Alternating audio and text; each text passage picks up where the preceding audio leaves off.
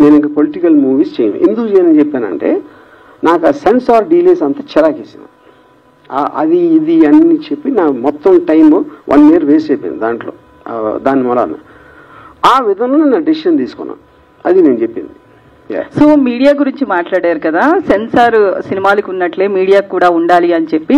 ఉండాలి అని చెప్పలేదు, ఉంటే బాగుంటుంది. పోనీ నో కుదరదు. ఎందుకంటే మీకు నాన్ స్టాప్ ఎవరు టెలికాస్ట్ చేసింది వాళ్ళకి డేటాబేస్ లో రికార్డ్ అయ్యి ఉంటుంది. మీ మీద ఆరోపణలు చేశారు, లేకపోతే మీ బొమ్మలు ఇలా కార్టూన్ రూపంలో వేశారని చాలా చెప్పారు కదా. సో దాని మీద మీరు కేసు ఫైల్ చేసుకోవచ్చు కదా, మీకు స్కోప్ ఉంది కదా. నాకు అవమానం జరిగింది అని. నాకు టైం లేదు. ఎందుకంటే నేను బతికేది ఎవడో నా మీద అన్నాడు, ఆడేదో అన్నాడు అని వాడు వెనకాల పట్టను. నా టైం నేను వేస్ట్ చేసుకోను. నేను అది చెప్పేది. అందుకని you have to leave it. అదేవి దాన్ని సీరియస్గా తీసుకోకూడదు. తీసుకోవాలని చెప్పట్లే నేను. ఎందుకంటే we have become a part of that ecosystem in the social media. దాని నుంచి ఎవరు బయటపడలేరు. అప్పుడేంటి అది మనం ఏం చేయలేం కాబట్టి దాంతోపాటు we have to adapt to it. అది నేను చెప్పింది. వర్మ గారు, ఈ మొత్తం ఎపిసోడ్ అంతా కూడా మిమ్మల్ని బాగా డిస్టర్బ్ చేసినట్టుంది. సో ఇప్పుడు ఇదేంటంటే అది నేను ఎలా ఉన్నాను అనేది మీ దృష్టిలో ఫీల్ అవుతుంది. ఇప్పుడు ఫర్ ఎగ్జాంపుల్ నేను ఒక చిన్న ఎగ్జాంపుల్ ఇస్తాను.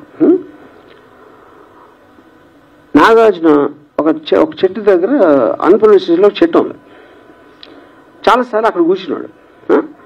నాగార్జునకి ఏదైనా హిట్ వచ్చినప్పుడు ఏమన్నారంటే కొంచెం ఏదో తేజస్సు ఉంది, ఏదో స్పెషల్గా ఉంటాడు, అందుకని చూడండి ఎంత అని చెప్పారు. ఫ్లాప్ వస్తే దిగాలుగా కూర్చున్నాడండి, అది ఎవరు వెళ్ళట్లేదేమో పాపం అనేవారు. ఇంకో దాంట్లో చేస్తే ఇంకో దాంట్లో. సో ఎప్పుడన్నా ఎవరు ఎలా ఫీల్ అవుతారని వాళ్ళు చూసిన దృష్టి పెట్టి ఉంటారు. ఇంకొక ఎగ్జాంపుల్ ఇస్తాను. రితిక్ రోషన్ సూపర్ స్టార్ అయినప్పుడు మన ఫస్ట్ టైం 3 ముస్లింలు, ఆమిర్, సల్మాన్, షారుఖ్ పెద్ద హీరోలు. ఇప్పుడు మన హిందూ కూడా వచ్చాడని ఒక చిన్న టాక్ వచ్చింది 2001లో, బ్యాక్ ఇన్ 2000.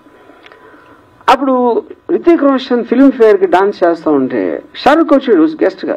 వీళ్ళందరూ షారుఖ్ మొహం మీద కెమెరా పెట్టి చూడండి ఇక్కడ నవ్వట్లేదు, లోపల కుమిలిపోతున్నాడు, అదేమో ఇదేమో ఇది అంతే. ఎవరు షారుఖ్ ఏమనుకుంటే ఎవరికి తెలియదు అసలు అక్కడ.